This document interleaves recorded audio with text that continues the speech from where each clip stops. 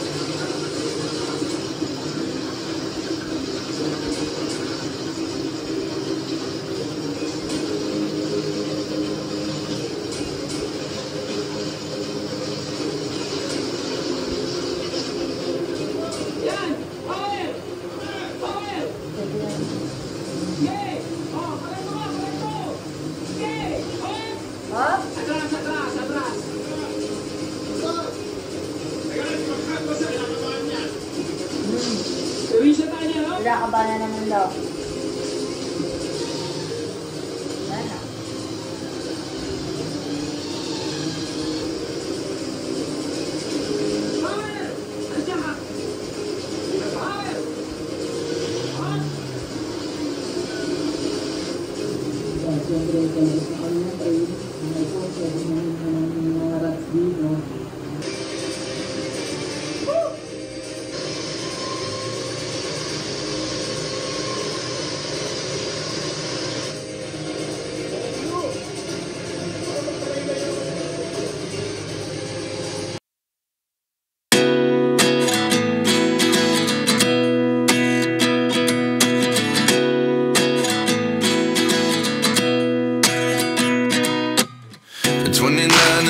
Myself wondering what did happen to the last 10. I ran away with my life, fast forward, never turn back again.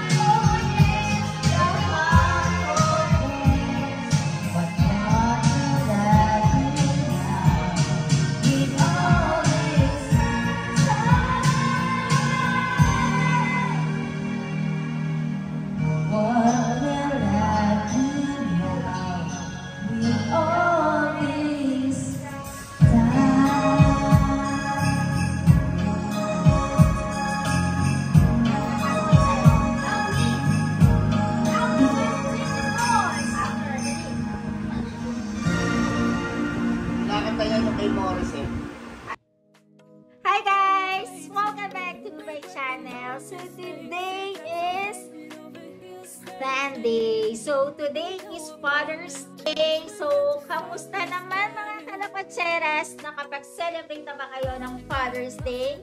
Para sa mga tatay ninyo, sa papa ninyo, sa daddy ninyo. So kami, kahapon, nag-celebrate na kami or in advance na namin. So, para hindi kami sumabay ngayong Sunday. Dahil kahapon pa lang, napakarami ng tao. So, kahapon, ang ginawa lang pala namin. So, hindi ko na rin siya na video. Lumabas lang kami, nilabas lang namin ng family. So, kumain lang sa labas. Then, nag-dinner. Then, nag-malling. Yun lang ang ginawa namin kahapon. So, late na kami nakauwi kahapon. Then, hindi ko na siya binlag. So, para sa kanila naman yung time.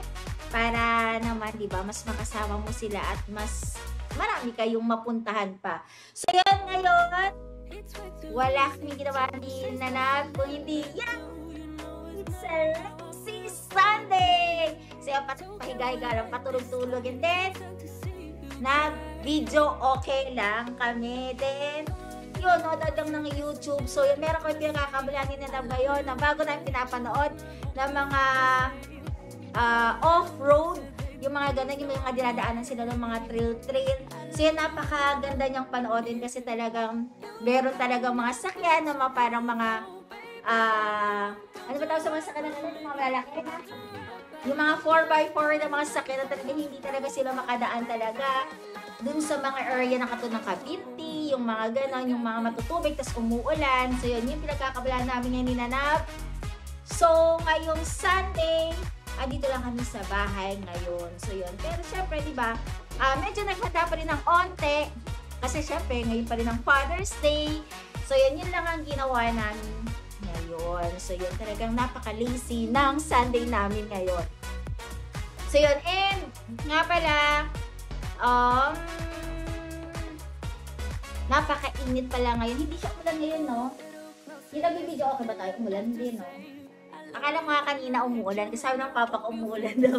Yung mga nag-start na yung video, okay. So kasama rin namin pamangkin namin kanina. So ngayon, siya ay nagsya-siesta na. Kasi anong oras na naman?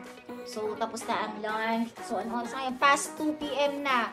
And dumating na rin pala ang aking sa wakas dumating na. Kasi hindi ko na muna magamit yung yung mug na ginagamit ko na pang ice chocolate ko. Ice chocolate pa tawag doon sa gano'n, no? Yung ice chocolate ko, hindi ko pa magamit kasi wala na akong straw. Kasi wala akong panglinis. Alam ko meron kasi nabibiling parang panlinis na ganon. So ngayon dumating na, hindi ko lang alam kung kakasya dun sa may pinaka-tumbler na yun. So try ko siyang i-open. Kasi dito ko na siya pinadeliver, hindi dun sa condo. Kasi sa condo kasi minsan minsan hindi naman agad siya dumarating, wala kami doon. So, baka hindi na ma-i-deliver sa sa akin. Yun ang kinakatakot ko. So, wait, tingnan na natin. Pero parang aliit naman nito. Binili ko siya sa Shopee. Eto, titingin ako sa Mimuso rin doon sa may, Ayala Mall. Wala. Sa, ano pa ba isa? Miniso ba yun? Hindi, yung isa doon sa may Miniso, parang walang, liit lang. Tapos, baka naman ito, maliit lang din to. So, ayan, tingnan natin. Ito yung panlinis. Na yung sa straw. Ayan, wala akong ganito. Tinapon ko na yung pinaka-straw kasi parang feeling ko, yun din natin yung reason kaya ako nakaraan, parang sumasakit yung tiyan ko pag umiinom ako ng chocolate. Siguro baka madumi na rin kasi yung straw kasi parang binabalaw ko, ginaganon-ganon pa, nagkakaroon siya ng bakat sa loob. So ito, meron na, ayan, yung straw na panglinis. So ayan, dumating na siya. So ayun, ito nga yung pinaka-panlinis. Ayan, yung panglinis yan ng straw. So hindi ko lang din alam kung aabutin siya doon. And hindi ko alam kung abot tong pinakalalagyanan ng straw na to. Wait lang, check natin. Kasi naman ang hirap, hindi ko alam kung saan ako bibili. Alam ko sa online lang. Kaya alam may mga sukat siya, parang hindi ko alam kung anong sukat. May sukat ba yun ng taba, ng pinaka-straw? Or hindi? Ah, ito. Ayan. Parang maliit na. Maliit kaya? Parang maliit siya kasi kung ganyan yung baso, baka kasya naman. Try ko na lang kasi nasa condo yung pinaka-tumbler. Try ko kung kasya to. Dalawa na yung binili ko. Then itong panlinis. Paano kaya malilinis? Kabilaan pa ganon tsaka pa ganito siguro dito. So yan, since nakabili na ako nito, then kung ito hindi to kakasya, maghahanap naman ako ng bago. Baka hanap ako sa ibang Miniso. So yan, hanap na lang ako. Baka meron sa iba. And meron pa ako isang in-order. Ito dumating din daw. Sabi ng papa ko, hinanap ko pa nga. Matagal na rin to dumating. Pero ngayon lang natin may open. Natatambak na. Minsan hindi ko na nga alam kung ano yung mga pinag-order ko. Kasi gini-gcash ko na kasi itong mga to. Ito, tingnan mo si Nanaba. Tulog ng tulog lang doon sa likod. Ito. Check ko. Alam ko ito yung in-order ko na para sa baunan. Kung familiar kayo dun sa mga lalagyanan ng sauce para hindi mag-leak, si Nanab, tuwing magbabaon siya, nilalagay ko yung mga sauce niya. Yung ketchup or magbaon siya ng vinegar, nakalagay lang sa plastic. So, ang hirap naman kasi nung sa plastic lang, tapos binubuhol ko lang. Yung parang tinatawag nila mga plastic labo. Tapos, pinapalit ko lang din siya.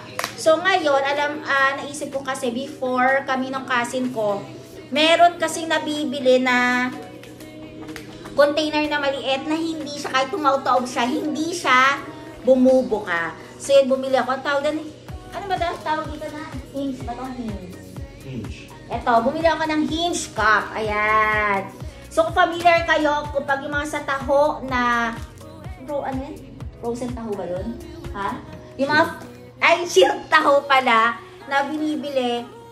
Sa ganito nilalagay yung syrup kasi yung friend ng casting ko kasi nagbebenta ng chilled taho. So, doon ko nakita to. So, bumili ako. Yung laki niya is 30 ml.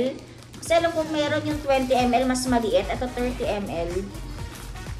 Let me. Ang dami nga nito. Ilang pieces to? 50 pieces ata to. So, wala naman nabibiling parang paunti-unti. Ayan, feeling ko, kasya siya dito. Ayan, na ganyan siya kalaki. Ayan. Tapos yung kuklose mo siyang ganyan. Kasi may mga ibang plastic itong pangit naman. So, ito para pambaon. Ayun, no? So, kahit na, ano siya, taob-taob mo siyang ganon, hindi siya mag-leak. O, diba? Ayan ang mga kalaktsera. So, pwede kayo bumili to. Alam ko, murang-mura lang to. Ilagay ko na lang sa description box kung magkano to and kung saan ko binili ito. So, yan. Lagay ko na lang yung link. Ayan. Gato lang siya kalaki. Pero kung gusto niyo, alam ko kasi may mga mas malalaki sila dito para sa mga soup. So, yon yung mga soup na ganon. So, yan. Marami akong ganito. Ayan, mga kalaktsera. So, 50 pieces siya. Pero, syempre, ito naman kasi, pwede mo na itong hugasan. So, hindi mo naman kailangan siyang itapon agad. So, marami na lang akong gantong, nalagyan. Para kung sakali, ito sinana, masira, malaglag niya. So, marami akong kapalit. So, yun. Kasi meron na naman siyang baonan. So, para pang baon lang niya. So, yun lang mga kalakatseras. Ito lang pala yung dumating nun na galing sa Shopee. So, ngayon, kahapon, hindi ako nakapag-vlog nga. Diba yung nasabi ko nga kasi umalis kami. So, medyo busy-busy yan ang lola mo. Kaya, hindi na muna ako nag-vlog. So, yun, nakapag-skip ako na isang araw na wala akong vlog. So, ngayon, kahit na parang nakakaantok or tinry ko pa rin siyang mag-vlog ngayon. So, yun, parang pakita ko na rin to. And, syempre, para batiin kayo ng Happy Father's Day. So, yun lang mga kalakwatseras para ngayon. So, thank you for watching po sa YouTube channel ko. And yung mga hindi pa po nagsasubscribe sa YouTube channel ko, please subscribe na po. At paki-like and share na rin po itong video ko. So, yun lang po mga kalakatseras. Sa lahat ng mga fathers dyan, tatay dyan, and papa dyan, lolo dyan, Happy Father's Day po. So, yun na lang. Bye-bye!